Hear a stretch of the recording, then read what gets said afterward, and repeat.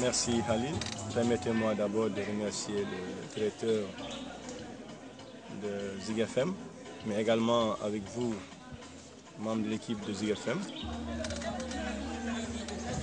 Souhaiter la bienvenue à nos pères, nos frères, jeunes et sœurs de Gambie, mais également des jeunes qui sont venus de Dakar et de la région de Ziguinchor. Aujourd'hui, tout le sens de cette rencontre d'aujourd'hui, c'est tout d'abord pour moi, je le résume en termes de fierté, mais également d'espoir. Parce que si nous voyons le 82, à nos jours, nous avons compris que la jeunesse a pris conscience de porter leur contribution pour le retour de la paix. Et au-delà de nos frontières, les jeunes ambassadeurs de la paix de Gambie ont également voulu magnifier, apporter leur contribution à la construction de cette paix, tant recherchée par les populations sénégalaises et en particulier la région naturelle de Calédonie. Ils sont là aujourd'hui, depuis hier ils sont arrivés et nous sommes ensemble avec eux en tant que réseau dynamique de paix parce que notre rôle c'est de fédérer toutes les organisations qui œuvrent dans le processus de paix en Casamance et les organisations de jeunesse. Nous avons été marqués ce matin par la présence de l'autorité de la commune, à savoir le représentant du maire de la commune de Ziguinchor,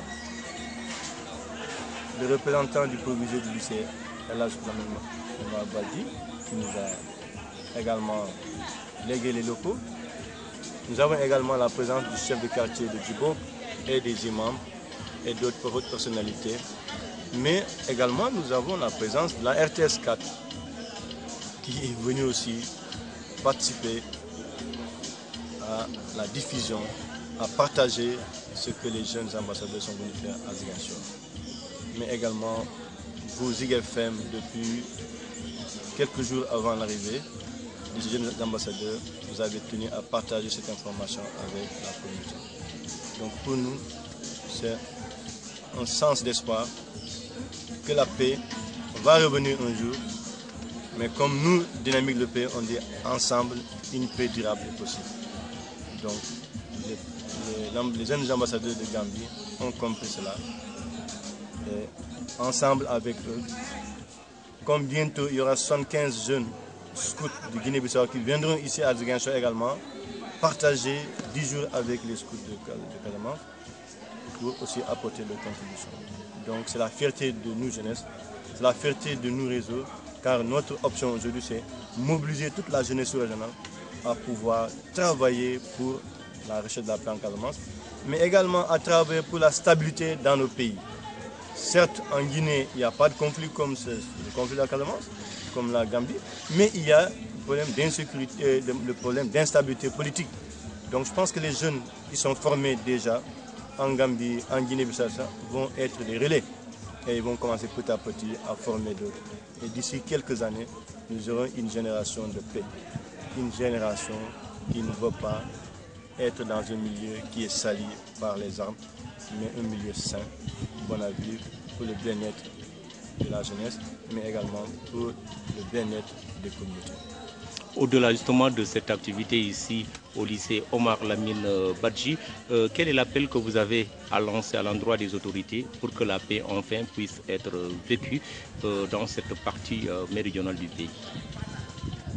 Notre appel au nom du réseau, c'est que toute la population des 3 pays s'unissent comme un seul homme, comme une seule femme, comme un seul jeune, une seule fille, pour œuvrer, appuyer les populations, appuyer le MFDC, appuyer l'État du Sénégal à aller vers les négociations qui vont aboutir à la paix.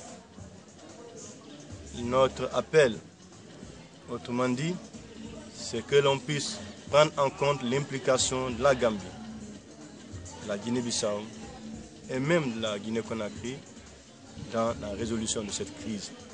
Et je pense que les autorités à un niveau bien élevé, le MFDC et tant d'autres acteurs ont compris qu'il faut de la synergie pour arriver à une paix définitive. Mais il faut également que la jeunesse, dans sa globalité, durant les 2 mois de vacances, vraiment que la jeunesse de Gambie, de Guinée-Bissau, du Sénégal, fasse la question de la paix le mot d'ordre.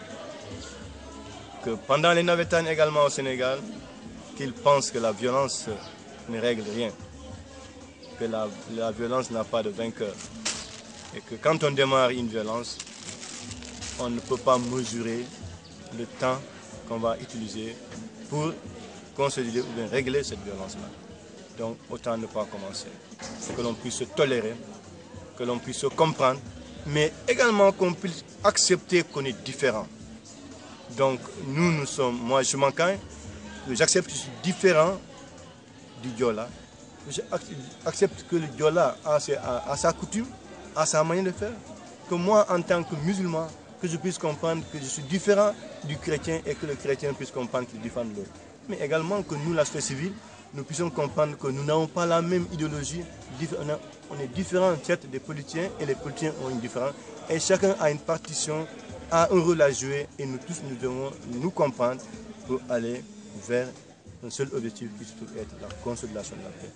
Parce que nous constatons maintenant que Israël, la Palestine, nous voyons que le Cameroun, avec tout ce qui se passe, le Mali, etc., il faudrait que la jeunesse des 3 pays se soude pour dire nous allons travailler pour que cela ne nous arrive pas. Parce que si ça arrive ici, ça sera que du chaos et ce sera pas au bénéfice de la population et surtout de la jeunesse. C'est nous qui allons être devant et c'est nous qui allons être les premiers, qui allons mourir, qui allons être amputés, qui allons fuir, etc. Donc nous sommes les premiers victimes. Donc c'est dans ce sens-là que vraiment nous appelons toute la jeunesse à se mobiliser pendant ces moments de vacances, à travailler pour le retour de la paix en Casamance et la stabilité dans la région.